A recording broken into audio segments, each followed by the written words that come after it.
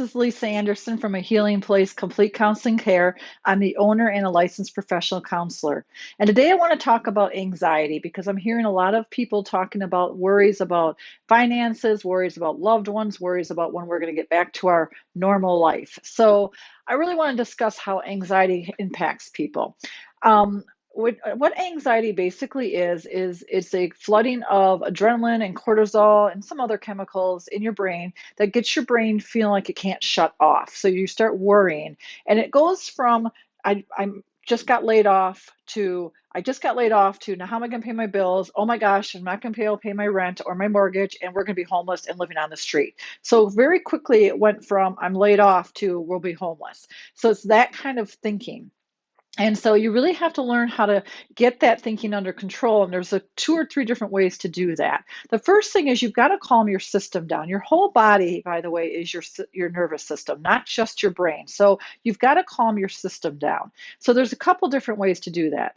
One of the ways to do that is with deep breathing. So deep breathing, what that does is it relaxes your system, because what happens is the back of your brain is where your brainstem is, and that's where your emergency defense system of I'm either going to fight, freeze, or flee is from. That's where when you get anxious, you get very scared. So it's really a spot that gets activated, and your limbic system is very close to that, very connected to that. So when you start getting scared, your system believes it's under attack. This gets activated, cortisol and adrenaline are sent out, and next thing you know, you're spinning.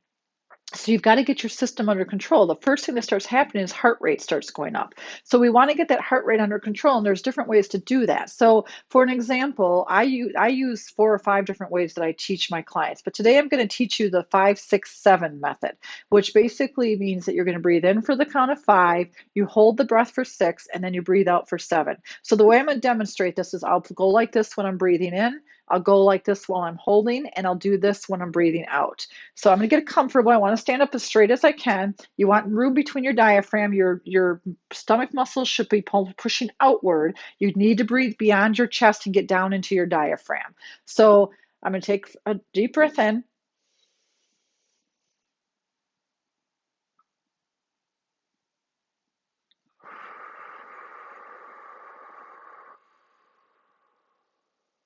So that's the 5, 6, 7.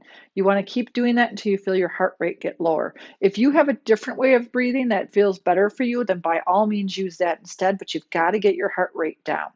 The other thing that you need to do is work on your thinking process. So you're going from we're lost my job to homeless like that. That's not accurate. You're being irrational. So you want to really figure out how do I get more rational? So one way that you can do that is doing some type of grounding technique. So grounding technique is bringing you kind of back to the present. So you want to sit down somewhere that you can be comfortable. And what you're going to do is you're going to do your 5 senses: what you smell, see, touch, taste, hear. Now there are some out there that have you do five things you see, 4 things you touch, 3 things you hear. That's too complex. I've had panic attacks. When you're, especially if you're in a panic attack and you're trying to do a grounding technique, trying to remember that much is just not possible. So just focus on the 5 senses. So right now, if I were sitting, I'm not, but if I were sitting, I would be feeling my chair and say, okay, this is what my chair is feeling like. What am I looking at? What do I smell? What do I hear? What do I taste? If you have a glass of water, you want to take a drink of that water, but you want to describe that out loud. If there's someone there that can help you, have them focus on you. Have them describe to you what their colors of their eye are, what color their shirt is, and you're going to do some breathing while you're doing that to help yourself with a panic attack. A panic attack feels like you're having a heart attack. You can get very clammy. You start feeling dizzy. People have passed out from these things because they start hyperventilating. So you really want to get this under control, and grounding technique is one way to do that.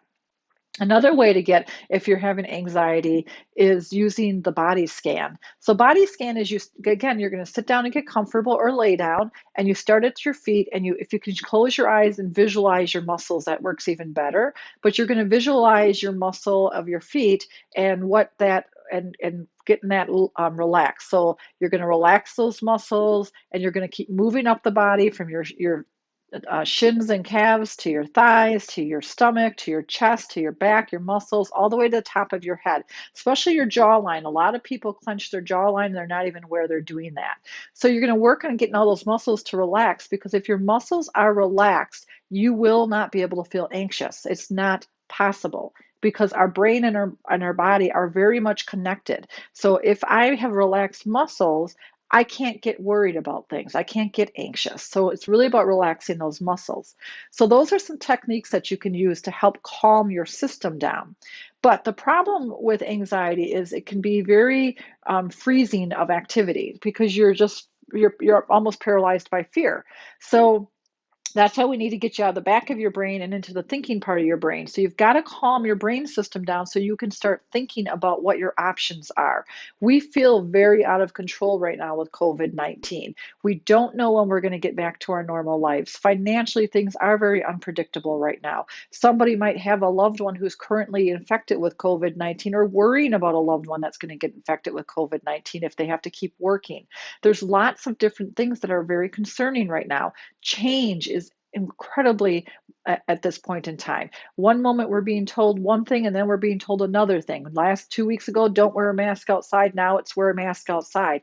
Numbers change constantly. We're being told different things from our government. We're being told different things from public health. So it's hard to know week to week, day to day, hour to hour what is going on. And on top of that, you're still having to try to work if you're working from home or working out in the community, take care of your children, worrying about your finances. There's just a lot on our systems right now. So we have to get our systems under control. System being all the way to the head to the feet. So you've got to get that under control so you can start being productive and control what you can control. So you can control yourself and how you do things, and also you can control how you manage this crisis that we're in.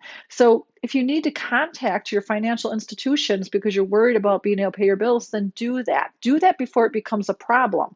There's all sorts of help out there right now. You just need to do the research for it. Financial institutions, utilities, and other entities are willing to work with people, because they know that if they don't, they themselves could have a bunch of people going bankrupt, which is not in their best interest. Many, if not all, the places I've seen that I do with my billing have offered a way to defer your payments for 3-4 months. Take that if that's what you need. Yes, there might be a finance charge to that, but it's better to have that than not have a house to live in. Talk to your mortgage company, talk to your landlord, explain the situation. There's lots of things out there. If you've lost your job, and I know unemployment has been very difficult to get a hold of, but see about getting onto your state's Medicaid system, or if you need to get on their food share system. Now, some people are very prideful about this. They'll be like, I'm not going to be on welfare. I've never been on welfare. And I'm not going to start now. Truthfully, this is not the time for pride. Many people are in this situation, and this is not about being lazy or not being a good person or not being a good provider. This is about a virus that has brought a country to its knees. And you need to be not prideful and really do what you need to do for the best interest of your children. Those programs are there to help you. Use them. You pay taxes into them. Use them. And finally, you really need to think about ways that you can be grateful. I don't know if you can read my shirt. It says so freaking thankful. Being grateful, continue to focus on what you're grateful for. I am always grateful every day for different things. And today I am just grateful that I have my dogs. They make me laugh. They keep me company. I can take them for walks, so it gives me an excuse to get out of the house.